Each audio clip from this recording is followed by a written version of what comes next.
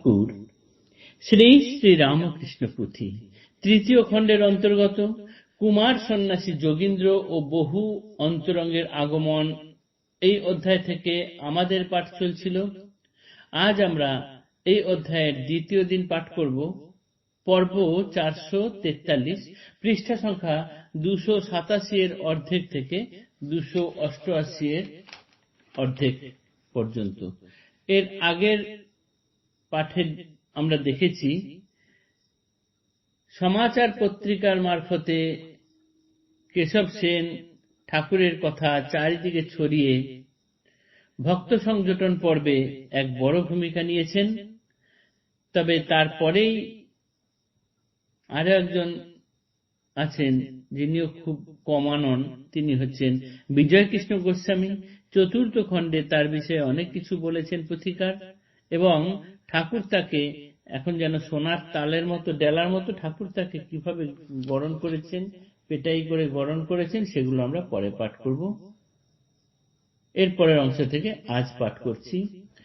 এখন কেশব ব্রাহ্ম ধর্মের রথি একা, গগন উপরে উড়ে যশের পতাকা, দেশ জুড়ে সকলেই নাম গুণ গায়, বড় খুশি তাহার লিখিত পত্রিকায়, মনোযোগে ছেলে বুড়ো ঘরে ঘরে পড়ে, পত্র পাঠে ভক্ত এক আইলা আসরে, দক্ষিণ শহরে ঘর ব্রাহ্মণ কুমার, 16 বৎসর বয়স বাপ জমিদার। এক জমিদারের পুত্র 16 বছর বয়স এই সমাচার পত্রিকা কেশব সেনের এই পত্রিকা মারফত জেনেই এরপরে আবার দক্ষিণেশ্বরে তিনি এলেন। তিনি জমিদার পুত্র, পরবর্তীকালে আমরা দেখব তিনি হলেন কুমার সন্ন্যাসী যোগীন্দ্র। মুখখানি হাসি মাখা সরল গঠন, প্রফুল্ল বদনে শোভে সুন্দর নয়ন, নিরখি না হেন আঁখি লোকের ভিতরে, দেখিলে দেখিতে ইচ্ছা দিবারাতি করে, কান দিকে যেই প্রান্ত ঊর্ধ্বে তার টান, ধনুকের মতো করে ভুরুর সন্ধান। এই কুমার সন্ন্যাসী যোগীন্দ্রের কানের দিকে চোখের অংশ এসে উপরের দিকে টান টান হয়ে গেছে, এবং ভুরুটা যেন ঠিক ধনুকের মতো বাঁকা। এই রকম চোখ একদম কারোরই সচরাচর চোখে পড়ে না। সেই পথে চলে অশ্রু ঝরে যবে তাই, নিম্নগা জলের নাম জলেতে ভাষায়, পরিচয়ে নিত্যযুক্ত লজ্জা আবরণ, ঈশ্বর কোটির থাকে প্রভুর বচন। ঠাকুর নিজে বলেছেন যে ও ঈশ্বর থাকের লোক, উনি ঈশ্বর কোটির লোক আর কি। একমাত্র লোক লজ্জা সাজের ভিতর, রিপুগণ গায়ে যেন মৃত বিষধর, কিংবা যেন টলমূল বৃদ্ধের দোষণ, আজি নহে কাল যার নিশ্চয় পতন।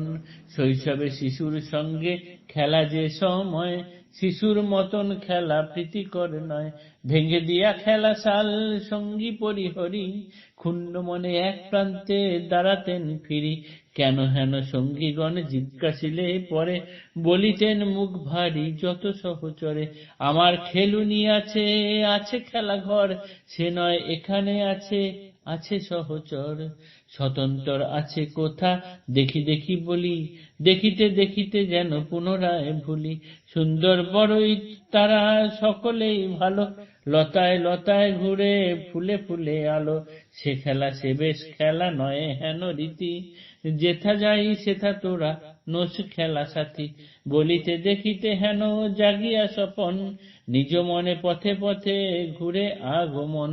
অন্যরা যখন খেলার সঙ্গী তার, যে বয়সে সকলে সব শিশু মিলে একসাথে খেলা করে, সেই বয়সে এই কুমার সন্ন্যাসী যোগীন্দ্র তিনি কিন্তু তার সঙ্গী সাথীদের সঙ্গে খেলান না, মুখ ভার করে দূরে দাঁড়িয়ে থাকেন। তার এই খেলা পছন্দ হয় না। কেন খেলবে না জিজ্ঞাসা করলে বলেন যে আমার এই খেলা নয়, আমার খেলা আছে আলাদা, আমার সেই খেলায় সাথীও আছে আলাদা, আমার সেখানে সুন্দরভাবে আমি খেলি, সেখানে স্বতন্ত্র আলাদা করে খেলার লোক আছে, এবং সেই খেলা দেখলে এই খেলা কোনো কিছু ভালো লাগবে না। এখানকার রীতিনীতির সঙ্গে সেই খেলার রীতিনীতির কোনো মিল নেই। বলিতে বলিতে হেন জাগিয়া স্বপন, নিজ মনে পথে পথে ঘরে আগমন, শৈশব বয়সে পরে কিছু বড় হলে, পাঠ শিক্ষা হেতু পিতা দিলা পাঠশালে, তখন রজনী যোগে প্রায় প্রতিনিশি, শুইবার ঘরে তার জলে জ্যোতির রাশি, গোটা ঘর জ্যোতির্ময় জ্যোতির ছটায়, ঘরে কোনখানে কিবা সব দেখা যায়। এরপরে কিছু বড় হলে বাবা দিলেন পাঠশালায়, কিন্তু তখন দেখা যেত যে প্রায় প্রত্যেক রাতেই তার শোয়ার ঘরে পুরো ঘরটাই এক অপূর্ব জ্যোতিতে ভরে যায়। সেই জ্যোতির আলোতে ঘরের মধ্যে কোথায় কি আছে সব যেন স্পষ্ট দেখা যায়।